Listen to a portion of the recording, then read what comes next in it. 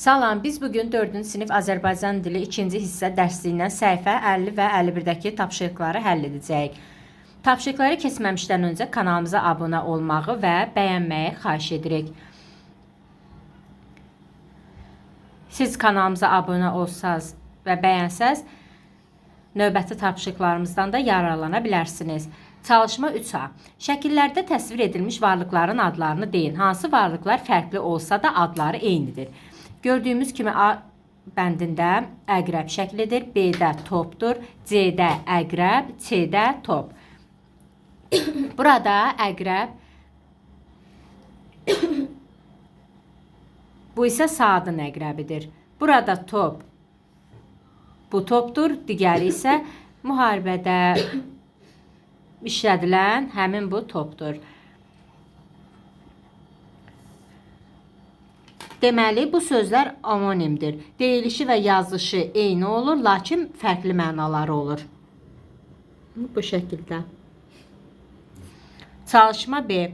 Cümlələrdə ağız sözünün mənasını izah edin. 1. Uşaq ağzını kağız salfetlə sildi. 2. Toplan qapının ağzında gözləyirdi. Sizcə ağız sözünün hansı mənası əvvəl yaranmışdır? Burada ağız bədən üzvü kimi işlədilir birinci cümlədə. İkinci cümlədə isə qapının açıq olan yeri, qapının önü, burada qapının ağzında mənasında işlənir. Əlbəttə, ən əvvəl yarananı bədən üzvü olan ağız sözü olmuşdur. Çalışma C. Cümlələrdəki amonimləri müəyyənləşdirin və izahları ilə uyğunlaşdırın. Nənəsi Solmazda sarı yun cəket almışdı. Burada B variantı uyğun gəlir birinciyə, yəni limon rəngi. Körpə balaca əllərini anasına sarı uzatdı. Burada sarı sözü tərəf istiqamət bildirir. Birinci cümlədə rəng bildirir, ikinci cümlədə isə tərəf istiqamət bildirir. Ana, xahiş edirəm əlimi tənziflə sarı. Burada isə sarı feil bildirir, hərəkət bildirir. Deməli 1B, 2C, 3A. Çalışma C. Fərqləndirilmiş sözlərin amonim və yaxud çoxmənalı söz olduğunu müəyyənləşdirin. Arif qapıya qol vurdu. Müəllim gündəliyə qol çəkdi. Burada qol sözü amonimdir. Eyni yazılır, lakin müxtəlif mənaları var. İkincidə paltarın ətəyi islanıb. Dağın ətəyindən gül topladıq. Burada isə ətək sözü çoxmənalı sözdür. Bu şəkildə çalışma C.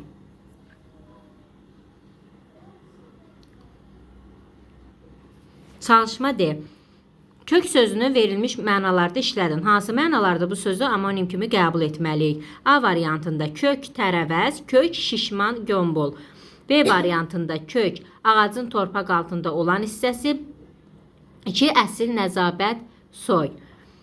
Deməli, burada A variantı amonim kimidir. Burada kök sözü amonim kimi işlədilibdir. Mən kök yeməyi çox sevirəm. O çox kök uşaqdır. B variantında çox mənalı sözdür. Burada kök sözü ağacın kökü dərində idi. O öz soy kökü ilə fəxr edirdi. Burada isə B variantında isə kök sözü çox mənalı söz mənasında işlənmişdir. Keçdik səhifə 51-ə dil qaydaları. Tapşırıq 4A. Cümlələrdən asılı olaraq yazmaq feilinə uyğun şəkilçilər artırın. Nə üçün bu şəkilçiləri artırdığınızı izah edin. Mən dünən qardaşıma məktub yazdım. Bu mətni oxuduqdan sonra siz tarixi şəxsiyyətlər mövzusunda esse yazacaqsınız. Biz indi mövzu ilə bağlı fikirlərimizi yazırıq.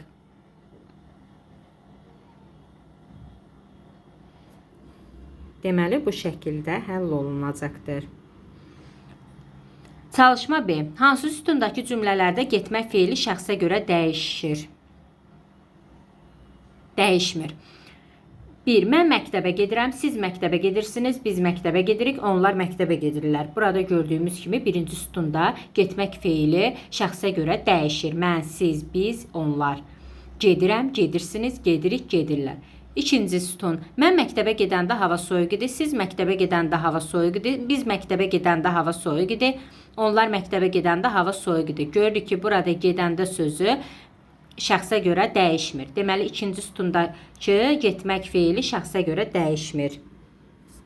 Bu şəkildə ikinci sütunda. Çalışma C. Nöqtələrin yerinə şəxsə və zamana görə dəyişməyən uyğun feillər artırmaqla cümlələri tamamlayın. Bilməmək eyib deyil, soruşmamaq eyibdir. Bir əldə iki qarpız tutmaq olmaz. Baş-başa verincə daş yerindən qalxmaz. Baş-başa verməyincə daş yerindən qalxmaz. 4. Qaçırılan fürsət ələ düşməz. 5. El keçən körpüdən sən də keç. 6. Böyük danışanda kiçik qulaq asar. 7. Ağac böyüdükcə suyu çox aparar. 10 dəfə eşitməkdənsə bir dəfə görmək məsləhətdir. Gördüyümüz həmin bu sözləri nöqtələrin yerinə qoyaraq cümlələri tamamlaya bilərsiniz. Çalışma C. Nöqtələrin yerinə şəxsə və zamana görə dəyişməyən feillər əlavə edərək cümlələri köçürün. Ana fərəhlənərək oğlunun başını tumarladı. Burada fərəhlənərək. 2. Kənan heç fikirləşmədən suala cavab verdi. Biz meşədən qaydanda yağış yağdı. Mətni dinləyərək qeydlər götürün. Fərhad düşünmək üçün vaxt istədi. Həmin bu sözləri nöqtələrin yerinə qoyaraq şəxsə və zamana görə dəyişməyən feillər əlavə olunur. Bugünkü tapşırıqlarımız bu qədər. Kanalımıza abunə olmağı və bəyənməyi unutmayın. Hələlik.